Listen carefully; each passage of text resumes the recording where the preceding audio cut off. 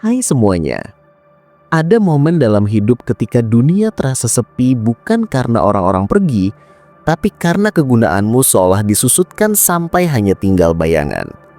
Pada titik itu, bangun pagi terasa seperti tugas berat yang harus diselesaikan demi rutinitas semata, bukan karena ada sesuatu yang menunggumu dengan antusias. Kamu mulai menimbang-nimbang setiap tindakan. Apakah ini berguna? Apakah ini ada artinya? Pertanyaan sederhana itu tiba-tiba berat, seperti batu kecil yang menumpuk di saku dan membuat langkahmu melambat. Rasanya aneh, kamu sebelumnya terbiasa merasa perlu, punya peran, punya sesuatu yang bisa ditawarkan, dan sekarang ruang itu kosong. Namun kosongnya ruang ini bukan tanpa alasan. Ia seringkali datang dari perubahan-perubahan halus, dari kebiasaan yang hilang, dari orang yang tak lagi mengandalkanmu, atau dari ekspektasi yang tak lagi cocok dengan keadaanmu saat ini. Rasanya seperti berdiri di stasiun kereta yang lama tak digunakan. Relnya masih ada, bangku-bangkunya juga, tapi suara ramai penumpang sudah lama lenyap. Kamu melihat ke sekeliling untuk menemukan tanda-tanda aktivitas, tapi yang ada hanyalah debu yang menyelinap di celah-celah papan. Perasaan tak berguna itu tidak melahirkan satu emosi tunggal saja. Ia berlapis-lapis. Malu, kesepian, sedih, marah, kadang-kadang lega, kadang-kadang. Semua bercampur dalam satu napas. Malam-malam jadi panjang, dan kamu mulai memikirkan segala hal yang mungkin telah kamu sia-siakan atau yang tidak sempat kamu capai. Seringkali kita menyamakan nilai dengan produktivitas. Kita diukur berdasarkan apa yang bisa kita lakukan, bukan siapa kita sebenarnya. Ketika pekerjaan hilang, ketika tugas-tugas yang selama ini mengisi hari lenyap, identitas yang kita bangun di atasnya runtuh seperti kue yang tak lagi ditopang oleh loyang. Ini bukan hanya soal kehilangan penghasilan atau status, ini soal kehilangan landasan yang selama ini membuat langkah terasa pasti. Disinilah banyak orang tersandung. Mereka lupa bahwa manusia tidak hanya soal hasil yang terlihat. Ada sejumlah hal halus yang tidak tampak di daftar berguna, tapi justru penting secara mendasar. Kemampuan untuk mendengarkan, untuk menemani, untuk melihat hal kecil, untuk menahan tawa di situasi yang sulit. Ketika kemasyuran atau peran formal menghilang, kemampuan kecil itu seringkali tetap ada, tapi kita lupa menghargainya. Kamu mungkin merasa berguna ketika orang lain meminta bantuan. Itu sudah manusiawi. Ada rasa hangat saat seseorang berkata, "Bisa bantu nggak?" Atau, "Kamu jago di ini." Tapi ketika ajakan itu berhenti datang, hati terasa kering. Padahal berhentinya ajakan bisa datang dari banyak hal yang bukan salahmu. Mungkin orang lain sibuk, prioritas berubah, teknologi menggantikan peran yang dulu dipegang manusia, atau hubungan yang dulu erat merenggang karena jarak. Kadang kita lupa bahwa perubahan juga memberi peluang baru. Hanya saja, peluang itu tersembunyi karena rasa sedih yang menutupi pandangan kita. Rasa tak berguna juga suka muncul bersamaan dengan perasaan tak terlihat. Kamu ada, tapi tak dilihat. Di ruangan penuh orang, kamu seperti lukisan di koridor yang tak dipajang di ruang utama. Orang lewat, melihat sekilas, lalu melanjutkan. Itu menyakitkan bukan karena mereka tak memperhatikanmu sama sekali, melainkan karena kamu dibesarkan pada keyakinan bahwa dilihat berarti diterima. Padahal, penerimaan dan penggunaan punya dua bahasa yang beda. Diterima tidak selalu sama dengan dibutuhkan, dan dibutuhkan tidak selalu sama dengan dicintai. Kita perlu mengingat ini, supaya tak terjebak menilai harga diri hanya dari seberapa sering orang meminta sesuatu darimu. Ada juga sisi lain yang halus. Kadang, kita sendiri yang menyerang perasaan itu. Kita bandingkan diri dengan versi lain. Teman di media sosial yang hidupnya tampak berwarna. Saudara yang sukses, rekan kerja yang naik jabatan. Dalam perbandingan itu, kita sering lupa satu hal penting. Orang-orang itu juga punya cerita, perjuangan dan keraguan mereka sendiri. Penampilan luar jarang menceritakan keseluruhan kebenaran. Jadi, ketika kamu merasa tak berguna, berhenti sejenak dari perbandingan. Ingatkan diri bahwa tiap orang berjalan di jalur yang berbeda, dan jalurmu tetap memiliki kesempatan untuk berkembang meski perlahan. Kalau menelisik lebih jauh, perasaan tak berguna seringkali muncul karena ekspektasi yang tak realistis. Kita menaruh standar tinggi untuk diri sendiri, harus selalu produktif, harus selalu berguna bagi banyak orang, harus menjadi orang yang hebat setiap saat. Ketika standar itu tak tercapai, rasa bersalah berbisik, lalu berubah jadi buruknya harga diri. Padahal, menjadi manusia adalah tentang ketidaksempurnaan. Ada saatnya kita berkontribusi besar dan dipuji. Ada saatnya kita mundur dan menyendiri. Keduanya adalah bagian dari hidup yang normal. Mengurangi ekspektasi bukan berarti menyerah. Itu berarti memberi ruang untuk bernapas, memperbaiki, dan bahkan menikmati hal-hal kecil yang dulu diabaikan karena sibuk mengejar pengakuan. Coba ingat satu hal sederhana. Banyak momen kecil yang membuat hidup bermakna tidak selalu terlihat sebagai berguna dari perspektif orang lain. Menyiram tanaman di pagi hari, memberi senyum pada tetangga yang pilu, menjemput anak teman yang kecapean, itu semua kontribusi. Mereka tak selalu diukur dengan tanda terima atau pujian, tapi jika tidak ada, dunia akan terasa lebih dingin. Nilai bukan hanya tentang dampak skala besar, nilai juga tentang kehadiran pada level mikro. Ketika kamu menilai diri hanya berdasarkan ukuran besar, kamu kehilangan kesempatan melihat kebajikan kecil yang sedang kau lakukan setiap hari. Tapi ada kalanya, rasa tak berguna justru bukan sekedar salah penilaian. Ia punya akar yang lebih serius seperti depresi atau kehilangan yang mendalam. Kalau rasa itu datang bersamaan kelelahan yang tak hilang, kehilangan minat pada hal yang biasanya menyenangkan, gangguan tidur, atau pikiran tentang menyerah, itu bukan hanya fase biasa. Itu sinyal tubuh dan pikiran yang butuh perhatian. Bicara pada seseorang yang kamu percaya atau mencari bantuan profesional adalah langkah berani, bukan kelemahan. Merawat pikiran sama pentingnya dengan merawat tubuh. Ketika kamu menunda perawatan karena takut dianggap lemah, kamu sebenarnya menunda penyembuhan. Kadang panggilan berguna datang dari tempat yang tak terduga.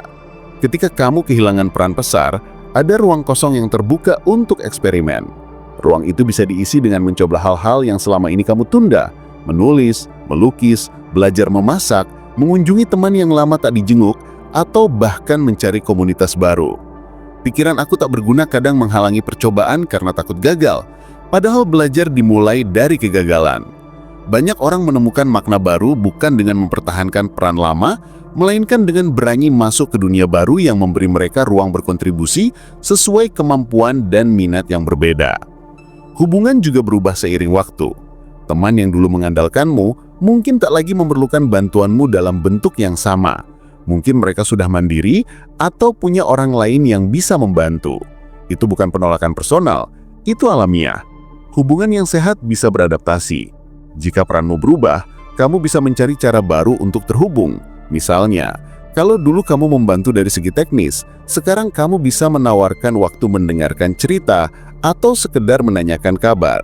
Koneksi manusia bukan hanya soal peran yang permanen, tetapi tentang kemampuan saling hadir walau bentuknya berbeda. Dalam budaya kita, ada tekanan kuat terhadap berguna secara ekonomi atau produktif. Sering orang tua menegaskan agar anak menjadi sukses demi masa depan yang aman. Teman menilai berdasarkan pencapaian, dan media sosial menampakkan kehidupan orang lain seolah tanpa celah. Namun, nilai hidup jauh lebih kaya daripada sekedar angka di rekening bank atau gelar di belakang nama. Ada ruang untuk menetapkan ulang definisi berguna. Apakah itu memberi keamanan finansial, atau memberi kenyamanan emosional, atau bahkan hanya hadir sebagai saksi hidup seseorang. Ketika kamu mulai memikirkan berguna dalam skala yang lebih luas, definisi itu meluas dan memberi kebebasan. Membuka percakapan juga penting. Kalau kamu merasa tak berguna, berbagi perasaan itu dengan orang terdekat bisa meringankan beban. Seringkali kita takut menjadi beban. Ironisnya, memendam perasaan membuat kita semakin tenggelam. Ungkapkan bahwa kamu sedang merasa kosong dan biarkan orang lain menjawab. Bisa dengan dukungan, bisa dengan pandangan berbeda yang membuka perspektif baru. Kamu mungkin akan kaget mengetahui bahwa banyak orang pernah merasakan hal serupa, dan mendengar pengalaman mereka bisa mengurangi rasa terisolasi. Jangan lupakan tubuh. Kesehatan fisik mempengaruhi perasaan kita. Pola tidur yang kacau, makan tidak teratur atau kurang bergerak bisa memperburuk mood dan perspektif. Hal sederhana seperti jalan kaki 20 menit di pagi hari, minum air yang cukup atau tidur yang konsisten bisa memberi ruang mental untuk berpikir lebih jernih. Merawat tubuh seringkali terasa kecil, tapi efeknya signifikan. Tubuh yang terurus memberi sinyal positif kepada otak yang pada gilirannya membantu mengurangi perasaan tak berguna. Berhenti menginternalisasi kritik dari masa lalu juga penting. Kita sering memegang kata-kata orang lain seperti plester pada kulit, sadang menutupi luka, tapi sering memperparah rasa sakit. Jika ada orang yang dulu meremehkan atau mengecilkanmu, kamu bisa memilih untuk tidak lagi memberi kata-kata itu tempat di kepala. Mengolahnya bukan berarti memaafkan untuk melupakan, tetapi memberi batas. Tidak semua suara layak jadi ukuran kebenaran tentang siapa kamu. Berusaha menemukan kontribusi baru juga bukan berarti mesti langsung besar. Mulai dari hal kecil yang nyata. Mungkin kamu bisa membantu tetangga menyiram tanaman saat mereka pergi, bergabung dengan komunitas lokal yang butuh sukarelawan, atau menulis catatan singkat untuk seseorang yang sedang susah. Tindakan sekecil apapun memberi feedback positif yang membantu memperbaiki persepsi diri. Setiap kali kamu melakukan sesuatu untuk orang lain, meski kecil, otakmu menganggap itu sebagai bukti bahwa kamu berguna. Kadang yang membuat rasa tak lagi berguna semakin berat adalah cara kita memandang waktu. Kita sering merasa masa lalu adalah puncak, masa sekarang adalah jurang, dan masa depan adalah kabut. Pikiran itu menjerat karena kita membandingkan diri dengan versi diri sendiri di masa lalu. Dulu mungkin kamu kuat, lincah, dihormati, atau sibuk dengan berbagai aktivitas. Sekarang tubuh menua, kesempatan berkurang, orang-orang yang dulu dekat memilih jalan masing-masing. Wajar jika kamu merasa seakan kehilangan panggung. Tapi hidup bukan tentang mempertahankan panggung yang sama terus-menerus. Hidup lebih mirip seperti pertunjukan yang berganti babak. Babak lama boleh berakhir, tapi bukan berarti kisahmu selesai. Kamu hanya sedang memasuki peran baru, mungkin lebih sunyi, tapi tetap berarti jika kamu mau menaruh makna di sana. Ada orang yang menemukan makna baru justru setelah merasa kosong. Misalnya, seorang pensiunan yang tadinya merasa tidak lagi dibutuhkan oleh perusahaan, akhirnya menemukan perannya dengan menjadi mentor untuk anak-anak muda di lingkungannya. Ia tidak lagi berguna dalam pengertian lama, tapi ia sangat dibutuhkan dalam pengertian baru. Peran ini muncul bukan karena ia memaksa, tapi karena ia membuka diri untuk hal-hal yang berbeda. Itu artinya, ketika kita merasa tak lagi berguna, bukan berarti kita habis, melainkan kita sedang dipanggil untuk berubah arah. Seperti sungai yang alirannya terhenti oleh batu besar, ia tidak berhenti mengalir. Ia hanya mencari jalur lain untuk tetap sampai ke lautan. Rasa tak berguna juga sering muncul ketika kita lupa bahwa manusia itu berharga bukan hanya karena apa yang bisa dilakukan, tapi juga karena keberadaannya. Bayangkan seorang bayi, ia tidak bisa bekerja, tidak bisa menyumbang, tidak bisa menghasilkan uang. Tapi kehadirannya membawa tawa, membawa harapan, membawa kehidupan baru bagi keluarganya. Jika bayi bisa begitu berharga hanya karena ada, mengapa kita merasa nilai diri kita hilang hanya karena kehilangan peran lama? Mungkin kita hanya perlu mengingat lagi, keberadaan itu sendiri adalah hadiah.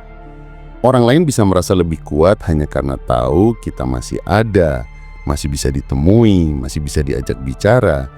Kadang kita hanya perlu menggeser sudut pandang dari apa yang bisa kulakukan menjadi bagaimana kehadiranku mempengaruhi orang lain.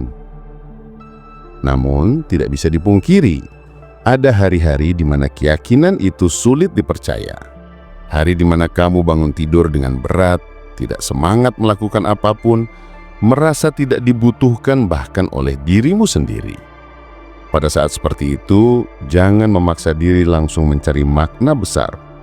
Fokus saja pada hal kecil. Mandi, sarapan, berjalan sebentar, atau menyapa seseorang. Kemenangan-kemenangan kecil ini seperti pelita kecil di tengah malam gelap. Mereka tidak langsung menerangi seluruh ruangan, tapi cukup untuk menuntun langkah selanjutnya. Dengan begitu, perlahan kamu belajar bahwa menjadi berguna tidak harus berarti mengubah dunia. Kadang cukup dengan mengubah 1 jam yang gelap menjadi sedikit lebih terang. Kamu juga bisa belajar menerima bahwa rasa tak berguna itu bagian dari perjalanan manusia. Setiap orang pernah mengalaminya, meski dengan bentuk yang berbeda. Ada yang kehilangan pekerjaan, ada yang ditinggalkan pasangan, ada yang sakit hingga tak bisa melakukan banyak hal, Ada juga yang merasa kalah oleh perkembangan zaman. Semua itu menimbulkan rasa tak berguna. Tapi jika kita lihat lebih jauh, banyak orang yang justru menemukan makna baru setelah melewati masa-masa itu. Mereka belajar mengasah empati, belajar melihat orang lain dengan cara yang lebih lembut, atau menemukan sisi kreatif yang selama ini tersembunyi. Jadi, rasa tak berguna bisa juga menjadi guru, meski datang dengan wajah yang menyakitkan.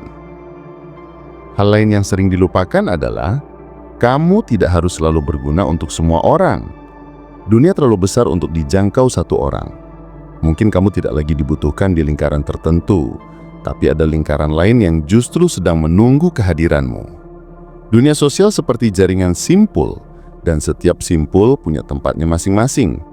Jangan terjebak pada simpul yang sudah longgar. Bergeraklah mencari simpul baru yang bisa mengikat ulang makna dirimu. Itu bisa berarti bergabung dengan komunitas, menolong di tempat ibadah, menjadi relawan, atau bahkan sekedar berbincang dengan tetangga. Kadang ruang untuk merasa berguna ada di depan mata. Hanya saja kita terlalu sibuk menyesali pintu lama yang tertutup hingga lupa ada pintu baru yang terbuka. Ketika rasa itu datang, jangan buru-buru menyalahkan diri. Jangan juga terlalu cepat mencari validasi dari luar. Belajar menilai dirimu dengan cara yang lebih dalam. Apakah kamu sudah belajar sesuatu hari ini? Apakah kamu sudah berusaha menjaga dirimu?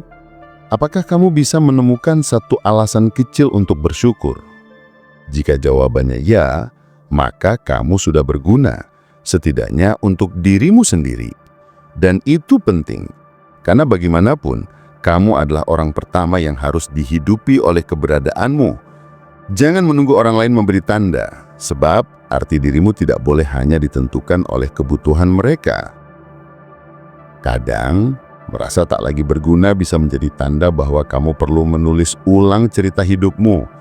Hidup bukan novel dengan satu alur tunggal. Ia bisa punya banyak cabang, banyak plot twist. Kamu bisa memilih untuk melihat perasaan ini sebagai akhir atau sebagai awal. Kalau kamu memilih awal, maka setiap hari adalah halaman kosong. Kamu bebas menuliskan sesuatu di sana, kegagalan, percobaan, kebodohan, tawa, apapun itu. Yang penting halaman itu tetap terisi. Jangan biarkan ia kosong hanya karena kamu meyakini mitos bahwa hidupmu sudah selesai. Selama kamu masih bernafas, cerita itu belum berakhir. Kalau kamu masih merasa dirimu tak lagi berguna, coba bayangkan satu hal. Ada orang yang mungkin sedang berdoa dalam hatinya, berharap ada seseorang yang mau sekedar mendengarkan. Dan bisa saja, tanpa kamu sadari, kamulah jawabannya. Jadi, meskipun kamu merasa tak berguna, ada bagian dari dunia yang masih membutuhkanmu. Bahkan hanya dengan keberadaan sederhana.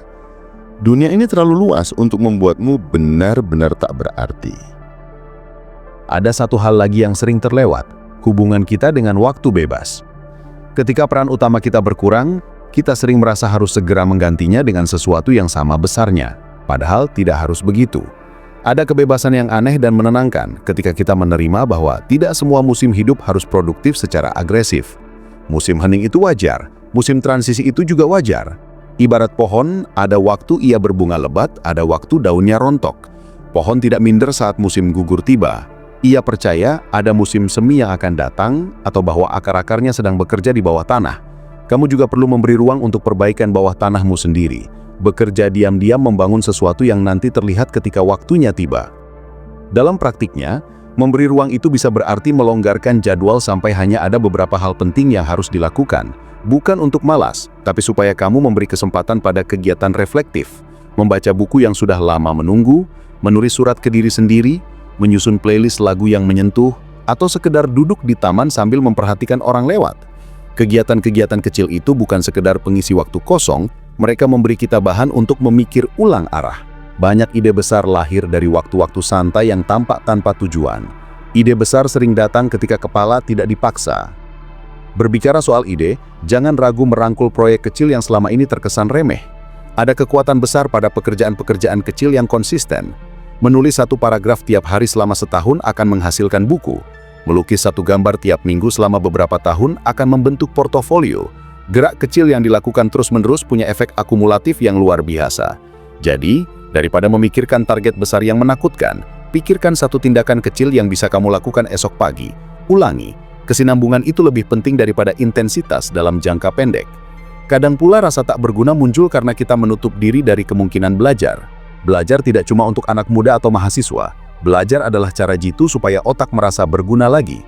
Belajar skill baru, bahasa baru, atau bahkan hobi yang sederhana seperti bercocok tanam bisa membangkitkan semangat yang lama tidur. Ketika kamu belajar sesuatu, otak mendapatkan stimulasi baru. Itu memberi rasa pencapaian, kepercayaan diri, dan bukti nyata bahwa kamu mampu berkembang. Tidak perlu langsung kursus mahal. Internet, perpustakaan, atau bertanya pada tetangga adalah jalan yang murah dan efektif. Di saat yang sama, penting juga menjaga lingkaran sosial. Teman-teman mungkin berubah, tapi hubungan yang sehat bisa diperluas. Bergabung dengan komunitas yang punya minat serupa adalah cara cepat menemukan rasa berguna. Komunitas itu bisa lokal atau daring. Intinya adalah tempat di mana kontribusimu dihargai. Kadang kontribusi itu berbentuk waktu, kadang saran, kadang sekedar telinga yang mau mendengar. Berikan kesempatan pada diri untuk memasuki lingkaran baru tanpa beban harus meniru yang lama. Cukup menjadi versi dirimu yang otentik dan itu biasanya sudah cukup. Satu hal lagi yang efektif, berbagi cerita. Kamu tidak harus menjadi guru atau pembicara profesional. Cerita kehidupanmu, pengalamanmu, pelajaran kecil yang kamu dapatkan dari kegagalan atau kebetulan lucu di pagi hari, semua itu berharga. Mereka membuat orang lain merasa tidak sendirian. Banyak orang menemukan diri mereka berguna hanya dengan menjadi jujur tentang perjalanan mereka. Ketulusan sederhana seringkali lebih menggugah daripada kata-kata bijak yang terdengar klise. Jadi, bila ada kesempatan, buka ruang cerita, di warung kopi, di grup WhatsApp, di pertemuan arisan, dan biarkan orang meresapi pesanmu. Kamu akan kaget melihat seberapa banyak orang yang tersentuh. Keseharian juga menawarkan peluang untuk menjadi berguna dengan cara yang lebih santai. Membawakan makanan untuk tetangga sakit, mengantar buku ke pustaka kecil di kampung, menorong anak tetangga mengerjakan PR, atau sekedar menelpon teman lama yang terdengar letih. Tindakan-tindakan kecil ini tidak glamor, tapi mereka memperbaiki suasana hati dan menorehkan jejak kebaikan. Karena terkadang makna hidup ditemukan bukan lewat pencapaian besar, tetapi lewat jejak-jejak kecil yang kita tinggalkan pada hari demi hari. Kalau pekerjaan formal yang hilang, anggaplah itu sebagai kesempatan untuk meredefinisi nilai pekerjaan. Pekerjaan tidak hanya soal gaji, kerja juga soal belajar, berinteraksi, dan memberi dampak. Mencari cara untuk mengemas pengalaman hidupmu menjadi jasa atau produk baru bisa jadi ide. Misalnya, pengalaman merawat orang tua bisa diwujudkan ke dalam bimbingan atau tulisan yang membantu keluarga lain. Pengalaman hobi yang lama bisa menjadi kelas kecil, keterampilan teknis bisa diubah menjadi layanan konsultasi. Kuncinya adalah melihat ulang pengalaman sebagai sumber daya yang dapat di-scanning dan diajak bekerja sama dengan kebutuhan zaman. Di sisi lain, jangan lupa menjaga batas. Ada godaan besar untuk menerima segala peran yang ditawarkan karena takut tak berguna. Tapi memberikan diri tanpa batas bisa membuatmu lelah dan malah memperkuat narasi negatif bahwa kamu hanya berguna kalau dipakai. Menetapkan batas-batas sehat, kapan bilang iya, kapan bilang tidak, adalah bagian dari menjaga martabat. Batas bukan egois, itu bentuk penghormatan pada energi yang kamu miliki agar kontribusi yang kamu berikan tetap berkualitas dan berkelanjutan. Ketika rasa tak berguna semakin menekan, kadang kita butuh bantuan profesional untuk merapihkan ulang resonan. Konseling atau terapi bukan hanya untuk orang gila, mereka untuk siapa saja yang ingin memahami pikiran dan perasaan mereka lebih baik. Bicara dengan terapis bisa membantumu menemukan pola-pola yang selama ini tersembunyi dan menyiapkan strategi praktis untuk mengatasi rasa malu, sedih, atau ketidakberdayaan. Terapi memberi alat, bukan sekedar empati, alat yang bisa dipakai sehari-hari untuk mengatasi perasaan yang menghalangi langkah. Ada juga nilai spiritual dalam menghadapi rasa tak berguna. Banyak tradisi mengajarkan bahwa makna hidup tidak semata-mata tentang prestasi. Ia tentang kedamaian batin, kebaikan, dan keterhubungan. Berdoa, meditasi, atau kegiatan spiritual lain bisa menjadi jalur menemukan makna baru. Aktivitas ini seringkali memberi ketenangan yang menenangkan kecemasan eksistensial. Ketika jiwa tenang, dunia eksternal yang berubah-ubah tidak lagi menentukan harga diri secara total. Kamu mungkin bertanya-tanya, bagaimana menakar kemajuan? Cara praktisnya sederhana. Tinjau setiap minggu apa yang berhasil dilakukan, apa yang terasa berat, dan satu hal kecil yang ingin dicoba minggu depan. Catat itu. Dalam 3 bulan catatan kecil itu akan menunjukkan tren. Ada bertambahnya hal yang berhasil, ada hal yang perlu ditekankan minggu depan. Progres tidak harus dramatis untuk berarti. Konsistensi kecil jauh lebih berdaya tahan daripada ledakan semangat sesaat yang cepat padam.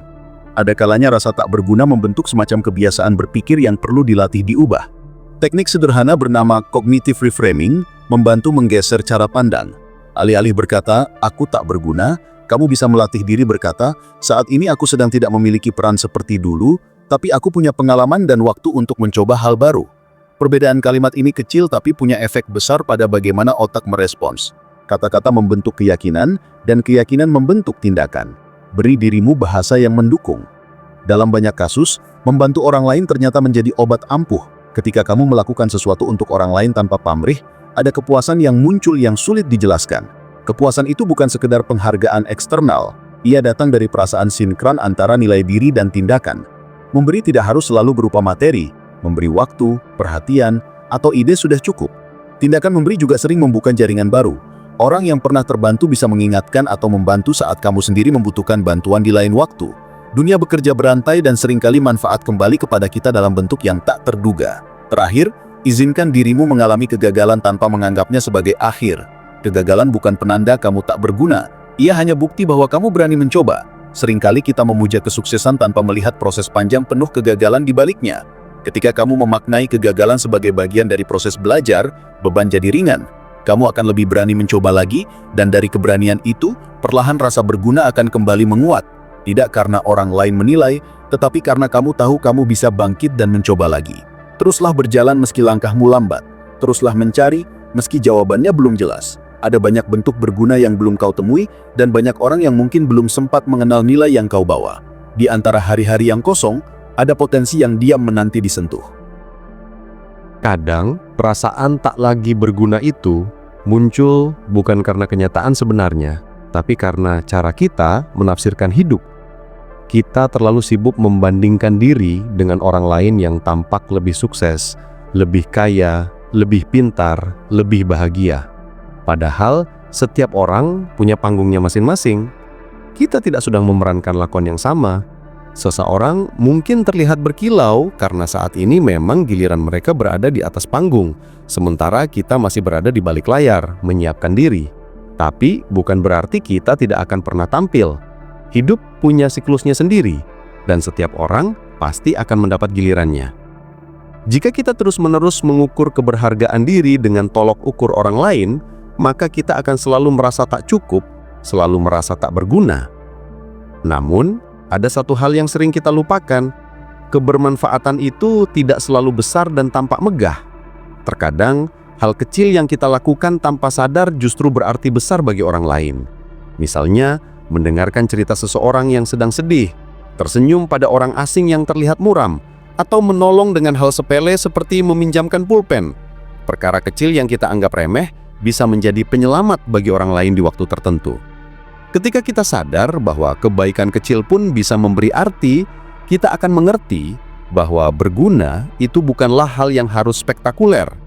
Sayangnya, pikiran kita sering dipenuhi standar tinggi yang dipaksakan masyarakat.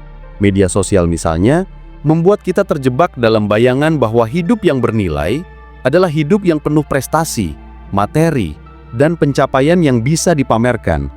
Akibatnya, ketika kita tidak punya sesuatu untuk ditunjukkan, kita merasa hampa, merasa tidak berarti.